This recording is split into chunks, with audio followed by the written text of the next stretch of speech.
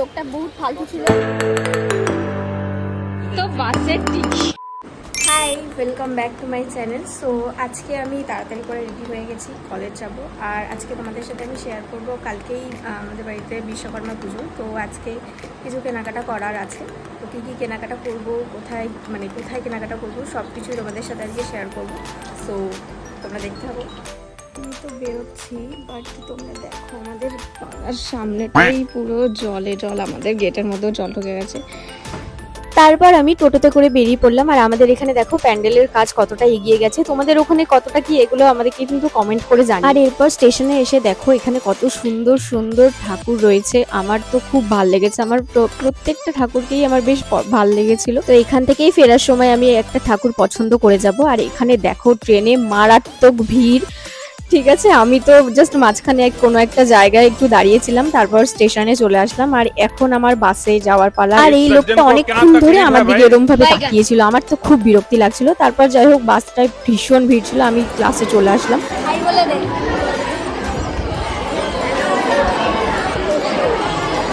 শুনলে হাই বলে দে। আমরা ফ্রেন্ডসরা এখন হচ্ছে ক্লাস শুরু হবে, তার আগে আমরা একটু গল্প করে নিই। এই যে আমার ফার্স্ট আমার প্রথম সাবস্ক্রাইবাররা, একটুখানি হাই বলে দাও তো।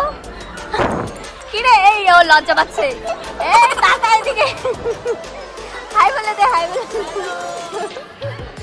তো আমরা এখন টিফিন করছি, কিন্তু এখানে দাদারা চলে এসছে, কেননা টিচার্স ডের জন্য কালেকশন করছে। আর এখানেও পাও ভাজি দিয়ে রুটি খাচ্ছে, কেমন লাগছে? আর ও একটু হাইজিন মেনটেন করে, ও খায় না, বাট আমরা খাই। ও বেশি দিন বাঁচবে। তো আমাদের দাবি হচ্ছে, আমাদের রেলে যেরকম হচ্ছে মানে মান্থলি যে ব্যাপারটা, ওটা যেন দেখা।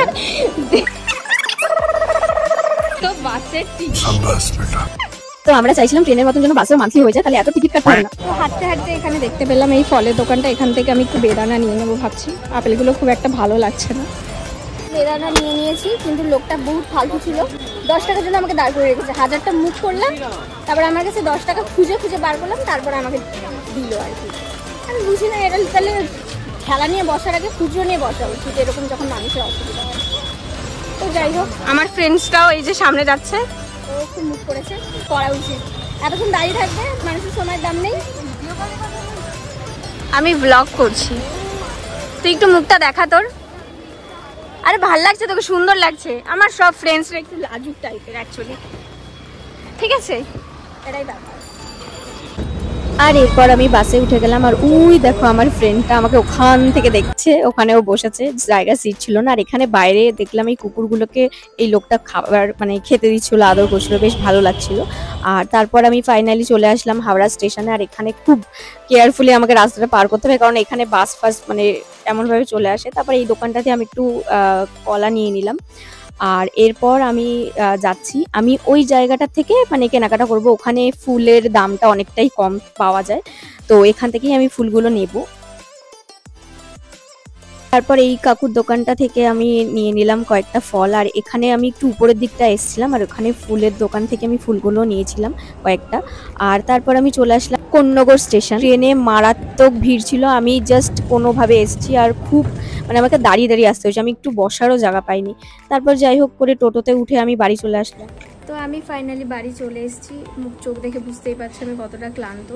যাওয়ার সময় ট্রেনে দাঁড়িয়ে দাঁড়িয়ে গেছি, আর আসার সময় তো আমাকে দাঁড়িয়ে দাঁড়িয়ে আসতে হয়েছিল, প্রচণ্ড ভিড় ছিল। আমি ফোনও বার করিনি, তাই জন্য কোনো ভিডিওতেও দেখাতে পারিনি আর কি। আর আসার সময় ব্যাগটা এতটা ভারী ছিল, ওটাকে কাঁধে নিয়ে ওরমভাবে দাঁড়িয়ে থাকতে আমার ভীষণই কষ্ট হয়েছে। তো আমি এখন ফ্রেশ ট্রেশ হব। আর তোমরা অবশ্যই জানিও ভিডিওটা তোমাদের কেমন লাগলো। আর আমার চ্যানেলে যদি নতুন হয়ে থাকো, অবশ্যই চ্যানেলটা সাবস্ক্রাইব করে দিও। তোমরা ভালো থেকো, দেখা হচ্ছে নেক্সট ভিডিওতে, টাটা। তো তোমরা দেখে নাও আমি কি কি এনেছি। এখানে ফুল, অনেক রকমের ফল, এগুলোই এনেছি। এই কটা জিনিস আনতে আনতে আমার এই অবস্থা।